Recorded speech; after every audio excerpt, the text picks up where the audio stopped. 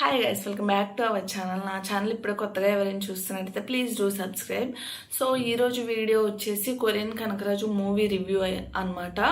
So ఇది కంప్లీట్గా non spoiler review. First of all ఇది నా ఫస్ట్ మూవీ రివ్యూ అనమాట. సో మీ సపోర్ట్ అయితే నాకు ఖచ్చితంగా కావాలి. రివ్యూ ఎలా ఉందో కమెంట్స్లో అయితే చెప్పండి. సో డైరెక్ట్గా సినిమాలోకి అయితే వెళ్ళిపోదాం. వరుణ్ తేజ్ లాస్ట్ ఫ్యూ మూవీస్లో కొంచెం డిసప్పాయింట్ చేసిన తర్వాత ఈ మూవీ మాత్రం కొంచెం మంచి ఫిల్మ్ అనే చెప్పుకోవాలి. పైగా ఈ సినిమా రిలీజ్కి ముందు నుంచి జనాల్లో కొంచెం బజ్ కూడా బాగానే ఉంది కదా. సో యాక్చువల్గా ఒక ఫన్నీ థింగ్ చెప్పాలంటే ఈ మూవీ రిలేటెడ్ కంటెంట్ ఏదైనా యూట్యూబ్లో చూస్తే కమెంట్స్లో చూడండి. BTS ఆర్మీ ఫుల్గా ఫైట్ చేస్తుంది. అవి ఎవరైనా చూస్తే కమెంట్ చేయండి. నేనైతే కొన్ని కమెంట్స్ చూసి ఓహో మూవీ బాగానే ఉంది రీచ్ అని అయితే అనుకున్నాను. సో అది పక్కన పెట్టేస్తే డైరెక్ట్ తెలివిగా మూవీలో ఏముండబోతుందో చాలా వరకు ట్రైలర్లోనే హింట్ ఇచ్చేశారు. బేసికల్లీ కొరియాకి సంబంధించిన ఒక దయ్యం కనకరాజులోకి వస్తుంది అనమాట. సో అది ఎలా వస్తుంది, అసలు ఆ దయ్యం కథ ఏంటి, కనకరాజుతో దానికి సంబంధం ఏంటి, ఇదే అనమాట basic cinema plot. So story గురించి ఇంతకన్నా ఎక్కువ చెప్తే స్పాయిలర్స్ లోకి వెళ్ళిపోతాం.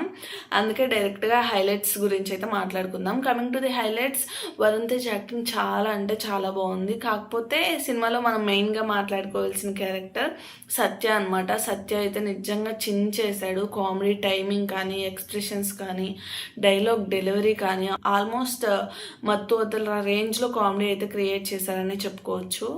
ఎస్పెషల్లీ ఫస్ట్ హాఫ్లో చాలా బాగా వర్క్ అయింది. కామెడీ సీన్స్ చాలా వరకు ల్యాండ్ అవుతాయి.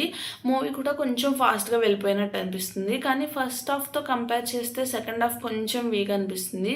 అక్కడక్కడ పేస్ డ్రాప్ అయినట్టు అనిపించిన సత్య మాత్రం సినిమాని తన భుజాల మీద వేసుకొని క్యారీ చేశాడు అని చెప్పుకోవాలి. ఇంకో ఫన్నీ థింగ్ ఏంటంటే సోషల్ మీడియాలో చాలా మంది తమన్ ఓజీ కోసం కంపోజ్ చేసి వదిలేసిన BGMని ఈ సినిమాలో వాడారు అనుకుంటా అని చాలా జోక్స్ వేశారు. దాని గురించి రీసెంట్గా ఇంటర్వ్యూలో అనుకుంటా తమన్ని కూడా అడిగితే అతను నవ్వుకుంటూ అలాంటివి వింటే ఏడుపు వస్తుందని ఫన్నీగా రెస్పాండ్ అయ్యారు. Jokes apart cinema background score మాత్రం చాలా అంటే చాలా బాగుంది. అండ్ హీరోయిన్ రితికా నాయక్ కూడా తనకి ఇచ్చిన క్యారెక్టర్లో బాగానే చేసింది. ఓవరాల్గా పర్ఫార్మెన్స్ సైడ్ నుంచి అయితే పెద్ద కంప్లైంట్స్ ఏం లేవు. సింపుల్గా చెప్పాలంటే ఒక మంచి టైం పాస్ మూవీ ఇది. ఫ్రెండ్స్తో క్యాజువల్గా థియేటర్కి వెళ్ళి ఎంజాయ్ చేయడానికి డెఫినెట్గా ట్రై చేయొచ్చు. పైగా ప్రీ క్లైమాక్స్లో మనం ఎక్స్పెక్ట్ చేయలేని ఒక ట్విస్ట్ అయితే ఉంటుంది. అది నాకు పర్సనల్గా చాలా ఇంట్రెస్టింగ్గా అనిపించింది. అండ్ క్లైమాక్స్ కూడా కొంచెం కొత్తగా ట్రై చేశారు. కానీ ఇక్కడే ఒక పాయింట్ ఉంది.